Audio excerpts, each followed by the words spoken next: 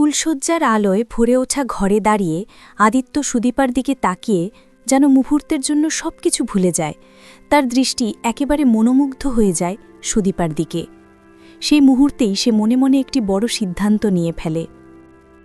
সুদীপার সঙ্গে নতুন করে জীবনের পথ চলা শুরু করবে।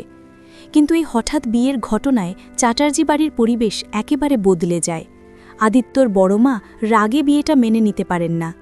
তিনি একরাশ অভিমান নিয়ে নিজের ঘরে গিয়ে দরজা বন্ধ করে দেন। অন্যদিকে আদিত্যর মা মনের সব ভালোবাসা দিয়ে সুদীপাকে বরণ করে ঘরে তুলে আনেন। এদিকে বাড়ির ভাই বোনেরা সবাই মিলে আনন্দের আবহ তৈরি করে। তারা দুজনের ফুলশয্যার আয়োজন শুরু করে দেয়।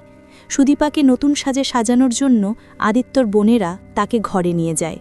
তারা তার ড্রেস পাল্টে দিয়ে সুন্দরভাবে সাজিয়ে তোলে। কিন্তু সাজগোজের মাঝেই সুদীপা একা চুপচাপ বসে মন খারাপ করে থাকে। ঠিক তখনই পরমা ঘরে এসে তার পাশে বসে মমতা ভরা কণ্ঠে জিজ্ঞেস করে, কি হয়েছে সুদীপা, তুমি এত মন খারাপ করে আছো কেন? তোমার বাবার জন্যই কি এত কষ্ট পাচ্ছ? এই কথা শুনে সুদীপা অঝরে কান্না শুরু করে দেয়। পরমা এগিয়ে এসে তাকে জড়িয়ে ধরে, চোখে জল নিয়ে বলে ওঠে, কেন জানি তোমাকে আমার খুব আপন মনে হয়। মনে হয় আমাদের মধ্যে জন্মজন্মান্তরের সম্পর্ক আছে। পরমার এই কথায় সুদীপাও মনের ভেতরে একই অনুভূতি খুঁজে পায়। দুজন বোনের মতো একে অপরের দিকে তাকিয়ে থাকে নিঃশব্দে। ঠিক তখনই ঘরে প্রবেশ করে আদিত্য। মুহূর্তেই পরমার বুকের ভেতর হাহাকার জেগে ওঠে। সে সুদীপার হাত ধরে বলে ওঠে, তোমার দুঃখের দিন শেষ হয়েছে, তোমার কাছে তোমার আপন মানুষ চলে এসেছে। এই কথাগুলো বলেই চোখ ভিজে যায় পরমার, আর সে তড়িঘড়ি করে ঘর থেকে বেরিয়ে যায়। এবার ভাই বোনেরা মজা করতে করতে আদিত্যকেও ঘরে রেখে বাইরে চলে যায়। দরজার কপাট টেনে আদিত্য ভেতর থেকে লক লাগিয়ে দেয়। সুদীপা তখন আয়নার সামনে দাঁড়িয়ে তার গয়না খুলছিল, আর পেছন থেকে আদিত্য গনে মনে ভাবছিল, আমাকে সব সত্য কথা সুদীপাকে বলতে হবে।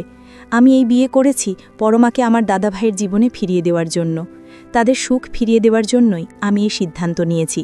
কিন্তু পরক্ষণেই আয়নার সামনে সুদীপাকে দাঁড়িয়ে থাকতে দেখে আদিত্যের হৃদয় কেঁপে ওঠে। তার মনে হয়, কত সুন্দর লাগছে সুদীপাকে, কেন এত অপরূপ লাগছে তাকে, আমি তো কখনো এইভাবে তাকাইনি তার দিকে। হঠাৎই সে নিজের মনকে ধমক দেয়, না না, আমি কি ভাবছি এসব। তবু দৃষ্টি সরাতে পারে না সুদীপার কাছ থেকে। অবশেষে সাহস সঞ্চয় করে সে ডেকে ওঠে, সুদীপা, তোমাকে আমার কিছু বলার আছে। সুদীপাও ধীরে ধীরে মুখ তুলে তাকায় আদিত্যের দিকে।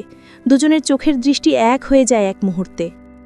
যদি সত্যিই আদিত্য আর সুদীপা একসাথে মিলিত হয়, তবে সেটা আপনাদের কেমন লাগবে? আপনারা অবশ্যই আপনার মতামত জানাবেন। ধন্যবাদ।